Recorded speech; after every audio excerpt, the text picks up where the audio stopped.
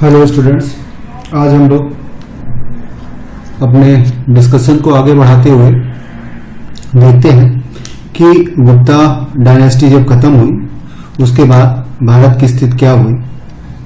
Last class में हम लोगों ने 4 पॉइंट पे डिस्कस किया था। गुप्ता डायनेस्टी में हम लोगों ने डिस्कस किया था गुप्ता, वाकाटका, संगम सम एपिक के बारे में। 300 से 600 एडी तक का हमारा डिस्कशन हुआ था। अब गुप्ता डायनेस्टी जब खत्म हुई तो उसके बाद पूरे भारत का जो स्ट्रक्चर था वह फिर से बदल गया। कैसे बदल गया ये देखिए। गुप्ता डायनेस्टी में किस तरह का था और गुप्ता डायनेस्टी के अंतिम पीरियड में भारत की स्थिति क्या होगी। इस मैप के थ्रू आप देख सकते हैं कि जब गुप्ता डायनेस्टी थी तो उस समय का जो हमारा मैप था वो क्या था, भारत की स्थिति कैसी थी। आप ये देखिए, ये भारत की स्थिति गुप्ता डायनेस्टी जब पीक पे थी उस समय भारत की स्थिति इस तरह थी। भारत का मैप यह था पूरा। यहाँ पे गुप्ता डायनेस्टी थी, वाकाटक डायनेस्टी थी, पूरा यहाँ एक छोटा सा किंगडम पल्लव था, बाकी ये संगम लिटरेचर के ये 3 किंगडम थे। बाकी इधर जो है और कोई बहुत बड़े साम्राज्य की बात नहीं की गई थी। लेकिन गुप्ता डायनेस्टी के खत्म होते होते हमारे जो इतिहास का, हमारे भारत का मैप किस तरह बदल गया। अब देखिए भारत का मैप ये हो गया, अलग अलग क्षेत्रों में हो गया। ये क्या, ये देखिए ये बता रहा है कि मौखरी डायनेस्टी थी। ये एरिया जो है मौखरी डायनेस्टी ये दिखा रहा है। एक डायनेस्टी यहां आ गई। फिर क्या आ गया, एक पुष्यभूति डायनेस्टी थी, यहाँ पे एक पुष्यभूत दूसरी डायनेस्टी आ गई। फिर बता रहा है एक मैत्रेका डायनेस्टी थी, एक यहाँ पे मैत्रेका डायनेस्टी आ गई। फिर यहाँ पे एक चालुक्य डायनेस्टी आ गई, ठीक है, चालुक्य आ गई। फिर एक पल्लव जो हमने वहां पे एक बहुत छोटी डायनेस्टी थी, अब वो भी अपना शेप ले ली। चालुक्य के बाद यहाँ पे एक और डायनेस्टी आ जाती है राष्ट्रकूट। राष्ट्रकूट डायनेस्टी आ जाती है। इस क्षेत्र में एक आ जाती है गंग डायनेस्टी, ठीक है, ये ईस्टर्न गंग हो जाता है, ईस्ट गंग डायनेस्टी आ जाती है। और यहां पर भी एक गंग डायनेस्टी आ जाती है कर्नाटका में, जो वेस्टर्न गंग कहलाती है, ठीक है। बाद में यही गंग जो है यहां से जब खत्म होते हैं, यहां से खत्म होके फिर इधर ये माइग्रेट हो जाते हैं। यहां से जब इनका पतन हो जाता है तो यहां से माइग्रेट होते हैं। इनका एक मैप में हम देख सकते हैं, ये वाला जो मैप है, इस मैप में 750 ईस्वी के आते आते यहाँ पे जो है देखिए, यहाँ पे एक गंग डायनेस्टी है, ये यहाँ पे एक गंग डायनेस्टी थी। यही गंग डायनेस्टी यहाँ पर आ जाती उड़ीसा में, ठीक है। यहाँ पे ईस्ट गंग के नाम से ये डायनेस्टी आ जाती उड़ीसा में, ठीक है, गंग डायनेस्टी। इसके बारे में हम लोग पढ़ेंगे। तो ये दोनों गंग डायनेस्टी यहाँ से इनको ये यहाँ से खत्म होते हैं और यहाँ पे आ जाते हैं। तो चालुक्य डायनेस्टी में भी हम लोग पढ़ेंगे। चालुक्य डायनेस्टी इसकी कहने का मतलब काफी बड़ी डायनेस्टी क्रिएट होती है। वाकाटक डायनेस्टी यहां से खत्म होती है तो चालुक्य डायनेस्टी क्रिएट होती है। इसको भी हम लोग देखते हैं। तो कहने का मतलब है कि आप देखिए पोस्ट के बाद ये सारा हमारे देश का जो है मैप इस तरह बदल जाता है। हुण वगैरह के बारे में हम लोगों ने लास्ट में किया था कि गुप्ता को खराब करने में ये हुण लोग थे जो कि इधर से आए थे, चाइना से होते हुए इधर इस एरिया से होते हुए फिर इंडिया में इंटर करते हैं, ठीक है। तो देखते हैं क्या होता है। हर्षवर्धन सबसे पहला, यहाँ सबसे गुप्ता डायनेस्टी के बाद अगर कोई नॉर्थ इंडिया में कोई भी एक बड़ा राजा था तो वो हर्षवर्धन का साम्राज्य था। गुप्ता डायनेस्टी के बाद कोई भी बड़ा साम्राज्य हुआ, हिंदू साम्राज्य हुआ, तो वो हर्ष का एक बड़ा साम्राज्य, हर्ष का ही ये हर्ष एक बड़ा साम्राज्य हुआ है। तो देखिए क्या है, हर्ष साम्राज्य जो है यहां से यहां, हर्षवर्धन जो है इस डायनेस्टी में ये 600 से 6 से 47 तक राज करता है। ये कौन थे, पुष्यभूत फैमिली से ये आते हैं एंड वाजेसन प्रभाकर वर्धन। तो हर्षवर्धन कौन, किस फैमिली से थे, कौन सी डायनेस्टी, पुष्यभूत डायनेस्टी थी और इनके पिताजी थे प्रभाकर वर्धन। पुष्यभूत डायनेस्टी को एक बार फिर से आप देख लीजिए मैप में। पुष्यभूत डायनेस्टी यहां पे आए, ये डायनेस्टी थी पुष्यभूत डायनेस्टी। ठीक है, पुष्यभूत, बाद में ये आपका जो है मौखरी डायनेस्टी है, ये दोनों मिल जाती है। ठीक है, बाद में ये दोनों मिल जाती है। ठीक है, तो कन्नौज जो है इस मिली हुई की पूरी डायनेस्टी ये सब खत्म होके यहां तक आ जाती है। बाकी हर्षवर्धन ने अपनी डायनेस्टी को और भी बड़ा बना लिया था। ठीक है, तो हर्षवर्धन ये है। तो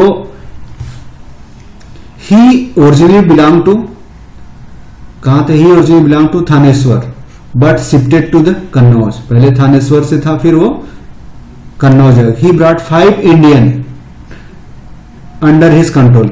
इसने 5 राज्यों पे कब्जा किया, पे पंजाब पे, कन्नौज पे, बंगाल पे, बिहार पे और उड़ीसा पे।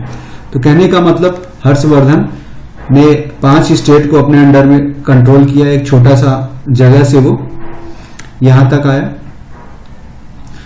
उसके समय जो है, उसके समय चाइनीज यात्री, ये याद रखिएगा, इंपॉर्टेंट है, मोस्ट इंपॉर्टेंट पॉइंट है। चाइनीज जो पिलग्रिमी थे, यात्री थे चाइनीज, हियोंग सांग, इसको हियोंग सांग पढ़ते हैं, टी साइलेंट रहता है, इसको हियोंग सांग पढ़ते हैं। प्रिंस ऑफ ट्रेवलर, इसको कहता है यात्रियों का राजकुमार भी कहा जाता था, प्रिंस ऑफ ट्रेवलर कहा जाता है। विजिटिंग ड्यूरिंग हिज रेजिम, इसके समय आता है। स्पेंड अबाउट 8 ईयर्स, 35 से 43 तक यहां रहा। In the dominion of Harsh and earn his friendship, तो ये हर्ष के साम्राज्य में रहा, 8 साल तक रहा और उससे काफी उसकी अच्छी दोस्ती हो गई।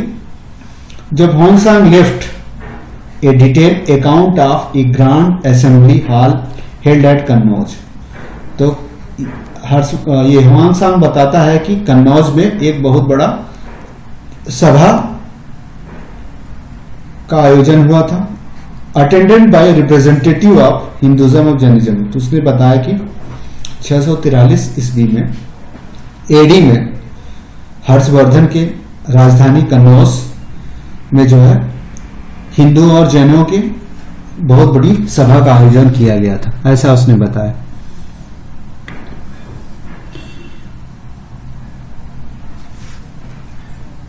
नेक्स्ट हर्षवर्धन के बारे में क्या? He was defeated by Pulakeshin, तो हर्षवर्धन एक पुलकेशिन चालुक्य शासक था, पुलकेशिन द्वितीय के द्वारा हरा दिया गया था। कहां पे? चालुक्य द्वारा, बैंक ऑफ नर्मदा।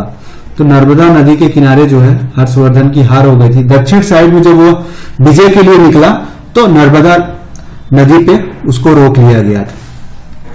नर्मदा नदी यहां पर बहती है, इस जगह पे नर्मदा नदी यहां कहीं, इधर नर्मदा नदी जाती है, ये वाला, ये नर्मदा नदी कहीं यहां जाती है, इधर से गुजरती है। तो यहां पे ये चालुक्य था, तो पुलकेशिन द्वितीय जो है चालुक्य शासक था, उसने जो है हर्षवर्धन को आगे बढ़ने से रोक दिया, नर्मदा नदी के आगे बढ़ने से उसने रोक दिया था।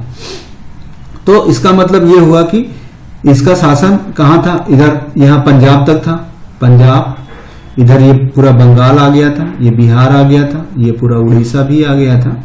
ठीक है, शुरुआत में उड़ीसा वगैरह, ये सारा पूरा इलाका जो है, ये पूरा इलाका जो था हर्षवर्धन के में था।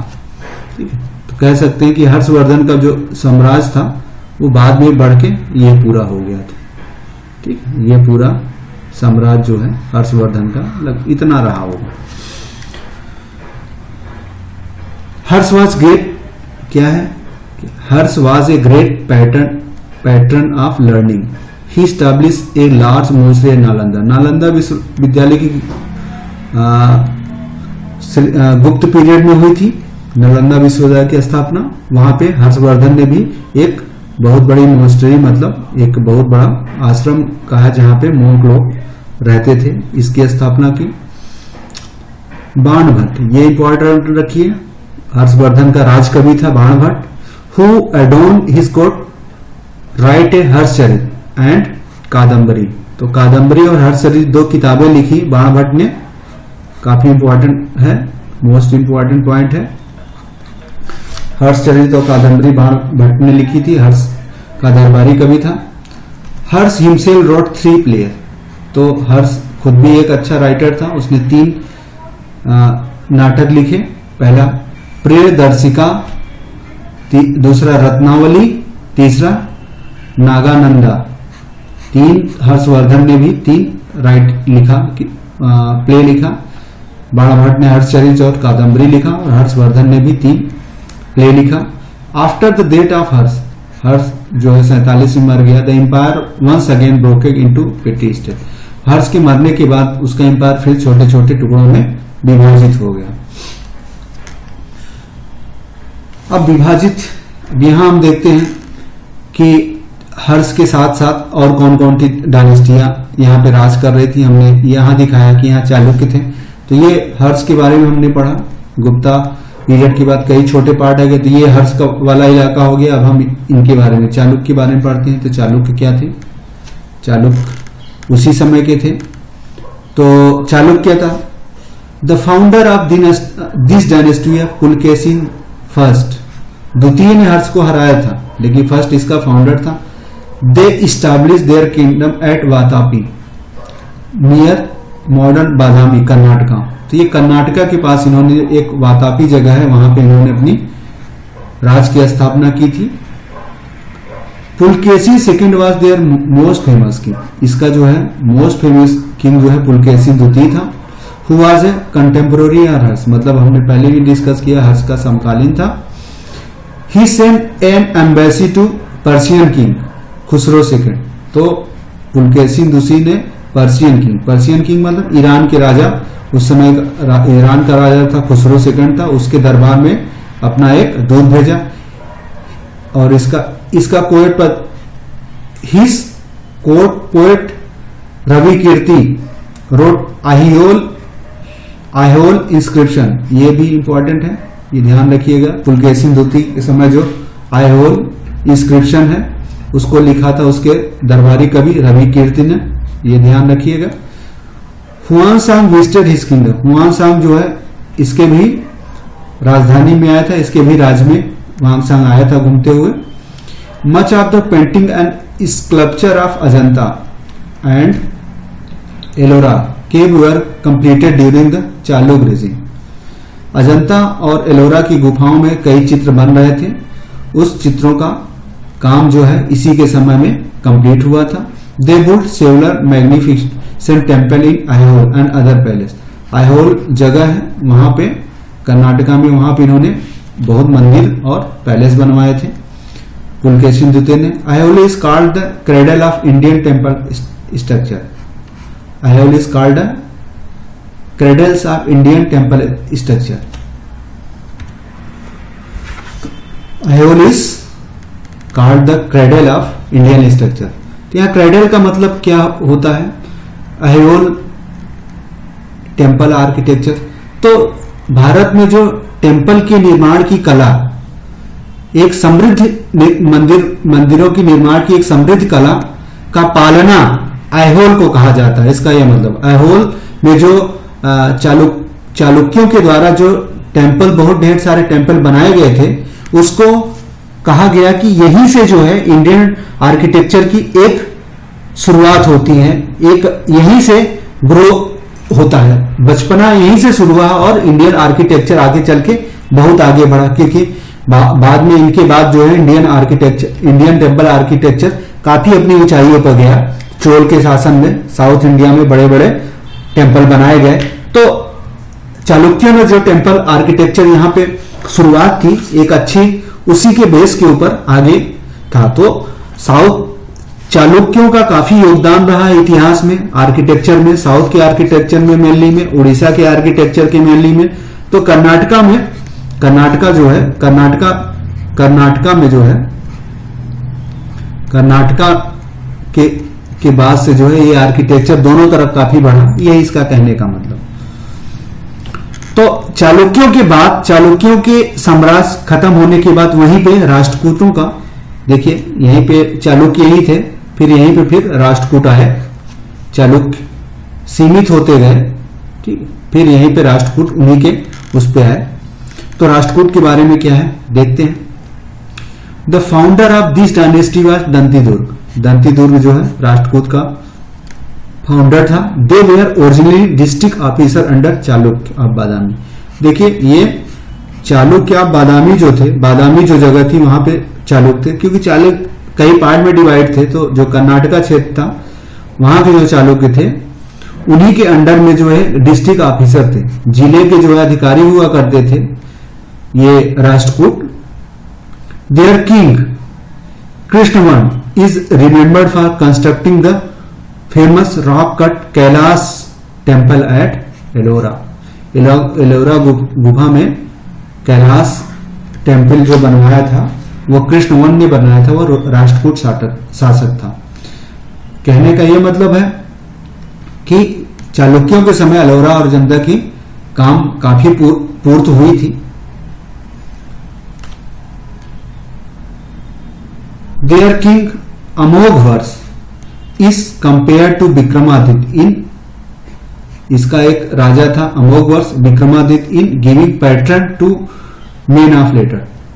इसका क्या मतलब हुआ कि इसका जो एक राजा था अमोघवर्ष उसको विक्रमादित्य से कंपेयर किया, चंद्रगुप्त सेकंड को जो विक्रमादित्य किया था उसने भी बहुत फेमस लोगों को अपने दरबार में रखा था, नवरत्नों को रखा था, जो कि हमने लास्ट क्लास में डिस्कस किया था। तो उसी का अमोघवर्ष को भी उसी के समान उसकी उपाधि दी गई कि अमोघवर्ष भी विक्रमादित्य के ही समान था। He wrote the first Kannada poetry, तो ये कन्नाडा पोएट्री सबसे पहले कन्नाडा पोएट्री इसी ने लिखा जिसका नाम था कविराज मार्ग, कन्नाडा पोएट कविराज मार्ग एंड प्रसूनोत्तर मल्लिका। इसने दो पोएट्री लिखी, एक कविराज और कविराज मार्ग लिखा और दूसरा प्रश्नोत्तर मल्लिका लिखा। ही बुल्ड द सिटी ऑफ मान्यखेड़, इसने एक मान्यखेड़ शहर बसाया और उसी को अपना कैपिटल बनाया। ठीक है, अमोघवर्ष, ये अमोघवर्ष की बात है। Rashtrakuta are credited with the building of cave sign of elephant. It was dedicated to Shiva whose image as Mahesh, popularly known as Tirumurti, count among the most magnificent art creation of India. The three face represents Shiv as creator, preserver and destroyer. तो राष्ट्रकूट लोग जो है गुफाओं के में जो है हाथी का जो है they built cave sign of elephant, तो उन्होंने जो गुफाएं बनाई हाथी के समान बनाई और ये गुफाएं शिव भगवान को डेडिकेटेड होती थी और उनका इमेज महेश के रूप में होती थी जिसको त्रिमूर्ति कहा जाता था, त्रिमूर्ति कहा जाता था। थ्री फेस रिप्रेजेंट, जो तीन फेस बनाए जाते थे त्रिमूर्ति के उसको तीन नाम दिए गए थे, क्रिएटर बनाने वाला, प्रिजर्व उसको उसका पालन करने वाला और विनाश करने वाला।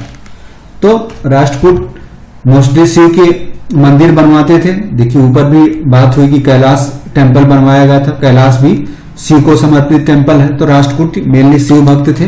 वैसे साउथ में मोस्ट ऑफ जो भी राजा हुए थे वो शिव के ही उपासक हुए थे।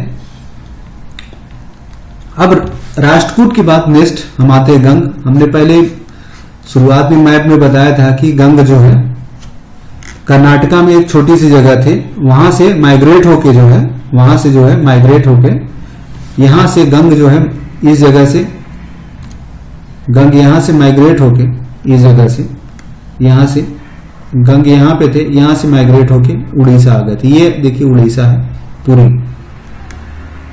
इस जगह पे आए थे। तो क्या है, they are also called Ched Gangas of Orissa. इनको क्या कहा जाता था? Ched Ganga of Orissa, Ched Ganga of Orissa. Their king Narasimha Dev constructed the sun temple at Konark. तो ये याद रखिएगा, उड़ीसा में कोणार्क का जो सन टेम्पल है इसको यूनेस्को वर्ल्ड हेरिटेज है, यूनेस्को की जो वर्ल्ड हेरिटेज में इसको शामिल किया गया है। तो इसको बनवाने वाला कौन था? नरसिंह देव ने बनवाया था। देयर किंग अनंतवर्धन गंग इसका कोई दूसरा किंग था, आनंद वर्मन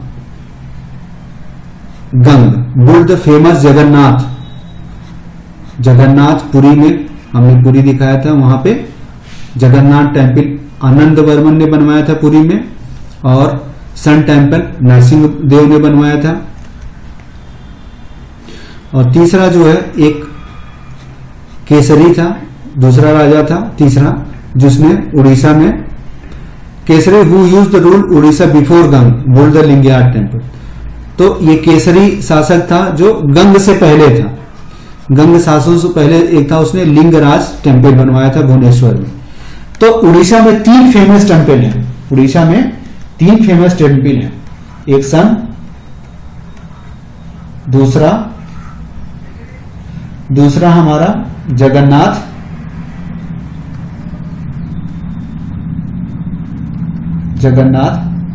तीसरा जो है लिंगराज।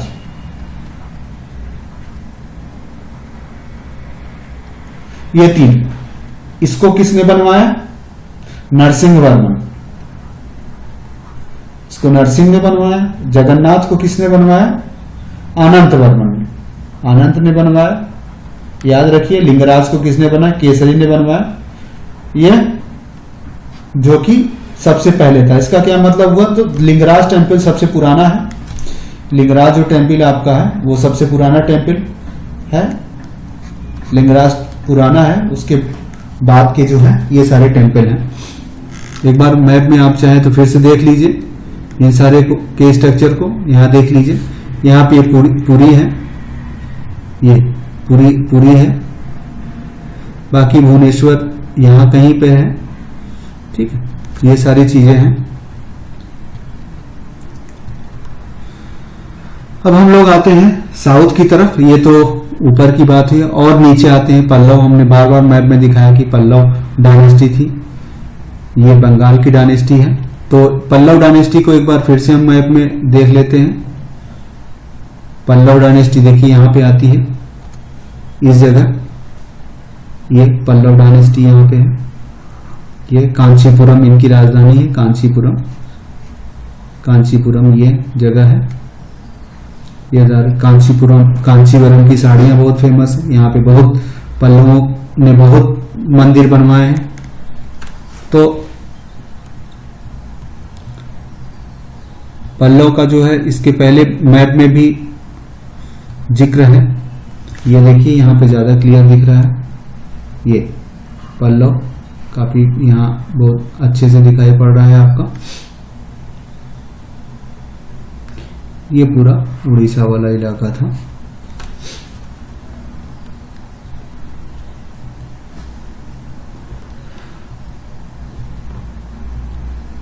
पल्लव के बारे में पढ़ते हैं। The founder of this dynasty was Simha Vishnu जो थे इनके फाउंडर हैं पल्लव डायनेस्टी के। They set up their capital at Kanchi near Chennai. Kanchi को ही कांचीपुरम कहते हैं, चेन्नई के पास, मद्रास चेन्नई के पास है ये। Narasimha Varman was their greatest king, वहां इनका सबसे ग्रेटेस्ट राजा था, सबसे महान राजा कौन था? नरसिंह वर्मन। ही फाउंडेड द टाउन ममलापुरम एक टाउन है जहां पे चाइनीज राष्ट्रपति और मोदी 2 साल पहले मिले थे, ममलापुरम गए थे। इसको महाबलीपुरम भी बोलते हैं, ममलापुरम को महाबलीपुरम भी बोलते हैं। Which adorned with the beautiful rock cut ratha and 7 pagoda. तो यहाँ पर नरसिंह वर्मन सबसे बड़ा राजा थे, उन्होंने एक महाबलीपुरम टेम्पल टाउन बनाया था और वहां पर उन्होंने पत्थरों से काट के रथ 7 रथ बनाए थे, पत्थरों से काट के 7 रथ बने टेम्पल हैं।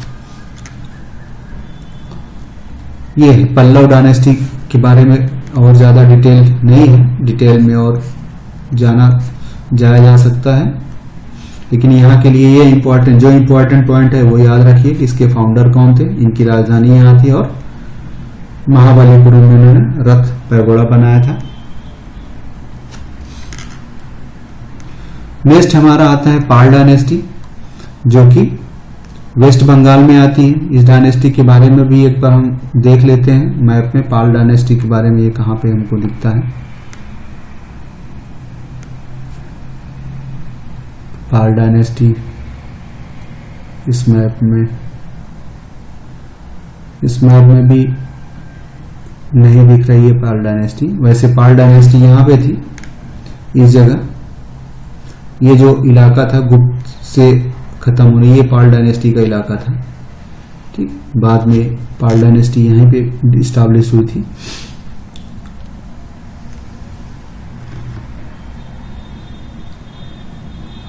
पाल डायनेस्टी काफी बाद में आई थी, 911 साढ़े 700 ईस्वी के बाद आई थी पाल डायनेस्टी। क्या है, in the middle of 8th century, 750 ईस्वी के Pala dynasty come into power, 750 के बाद ये आई थी। Their capital was Munger in Bengal, Munger में एक जगह, बंगाल में एक जगह है, वहां इनकी राजधानी थी। इट फाउंडर वाज गोपाल, इसके फाउंडर कौन थे, पाल के गोपाल थे। Who was elected to the throne as he had provided his valour and capability as leader. तो इनको जो है राजा चुना गया था, क्यों, क्योंकि इन्होंने अपने ताकत से ये लीडर होने की काबिलियत को प्रूव किया था, इसलिए उस क्षेत्र के लोगों ने इनको जो है राजा चुना था, अपना लीडर चुना था। गोपाल के बाद देन कम धर्मपाल, इसके बाद धर्मपाल आए थे। हु वॉन द कन्नौज, तो धर्मपाल जो थे कन्नौज को जीत लिया था, हर्षवर्धन की जो राजधानी थी वहां तक पहुंच गए थे। हर्षवर्धन का साम्राज्य तो खत्म हो गया था, उसके बाद ये जो है पाल कन्नौज तक पहुंच गए। फाउंडेड द विक्रमशिला यूनिवर्सिटी, ये धर्मपाल इंपॉर्टेंट है, पाल, उन्होंने विक्रमशिला यूनिवर्सिटी की स्थापना की और नालंदा यूनिवर्सिटी को फिर से रिवाइव किया, उसका फिर से पुनरुद्धार करवाया। देन धर्मपाल के बाद फिर आए देवपाल। हु वन उड़ीसा, और ये इन्होंने उड़ीसा और आसाम पे कब्जा किया। He defeated the Pratihara king, इन्होंने प्रतिहार राजा को हराया, किंग भोज को, और उसके बाद राष्ट्र किंग अमोघवर्ष को भी इन्होंने हराया।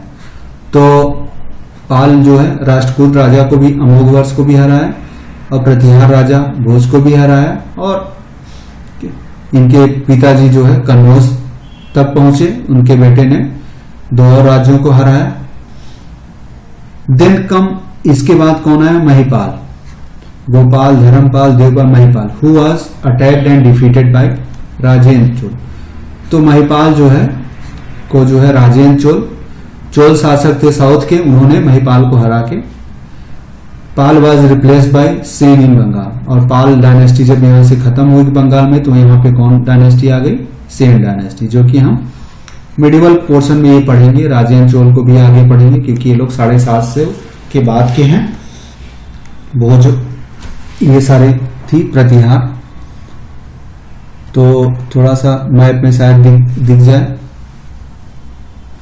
अदरवाइज नेक्स्ट मैप में इन सबको हम कवर करेंगे, कहाँ कहाँ छूट गया है, कौन कौन से मैप छूट गया है। तो पाल डायनेस्टी हम बता देते हैं। पाल डायनेस्टी यहाँ थी, ये कन्नौज तक पहुंचे, यहाँ कन्नौज तक पहुंचे, फिर इनके आगे वाले ने यहाँ इसको हराया, फिर यहाँ राष्ट्रकूटों को भी इन्होंने हराया, फिर यहाँ पर भी इन्होंने हराया। तो कहने का मतलब पाल डायनेस्टी यहाँ से चलते हुए इतने बड़े भूभाग पे उन्होंने कब्जा किया। ठीक है, तो ये पाल डायनेस्टी यहाँ तक आ गई थी। पाल डायनेस्टी बाद में, पाल डायनेस्टी में यहाँ चोल शासक का हमने देखा था। तो चोल शासक कहाँ पे थे, ये जो चोल शासक थे, यहाँ इनके राजा राजेंद्र चोल जो थे, ये चोल तंजौर के चोल शासक थे, इन्होंने बाद में पालों को हराया।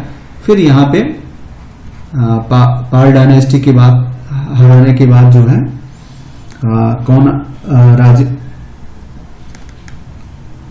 उसके बाद यहाँ पे आ गया था फिर सेन डायनेस्टी।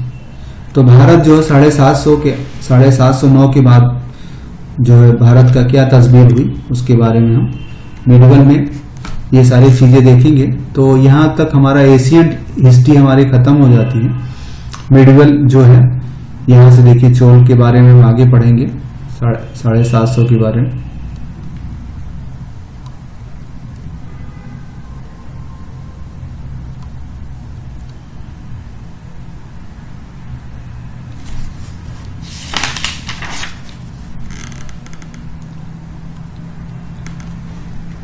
Thank you.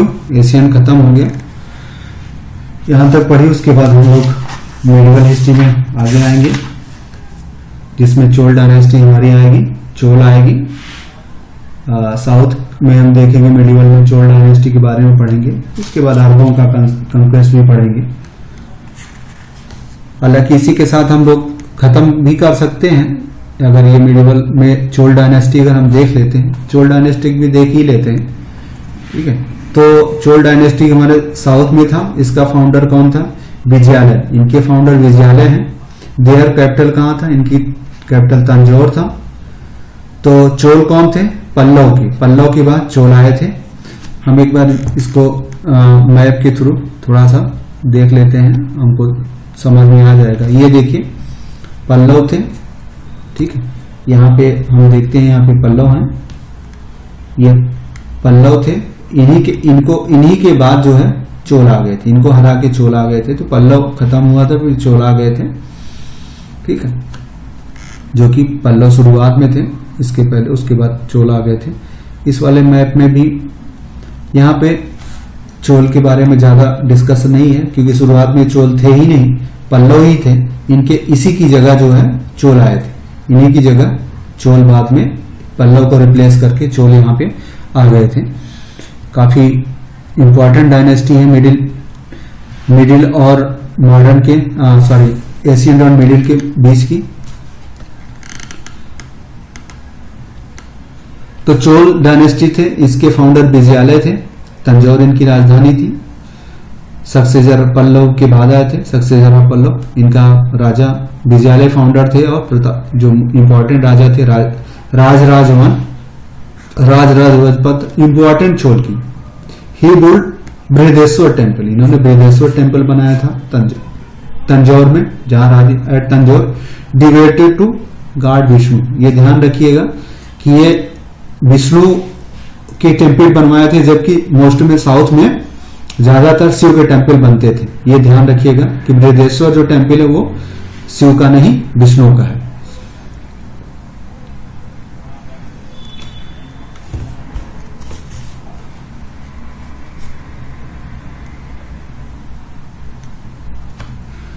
फिर क्या किया था?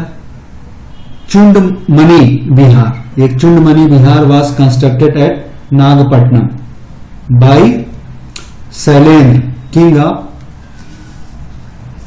साउथ ईस्ट, जो है एट ऑन हिज परमिशन। तो एक शैलेंद्र शासक थे। शैलेंद्र शासक मोस्टली जो है इंडोनेशिया के आसपास के जो उस समय के शासक थे, उनको शैलेंद्र राजा कहा जाता था। उनको उपाधि शैलेंद्र दी जाती थी। तो उसकी परमिशन से एक नागापट्टनम में उन्होंने बिहार बनवाया था। चूड़मंडी बिहार जो है ये बनवाया था। राजराजवन के बाद राजेंद्र वन आया, जिसने जो है पालों को हराया था। Rajaraja was followed by his son Rajendra one. He constructed A temple called Gangaikonda Cholapuram at the mouth of Ganga river. Kamban live in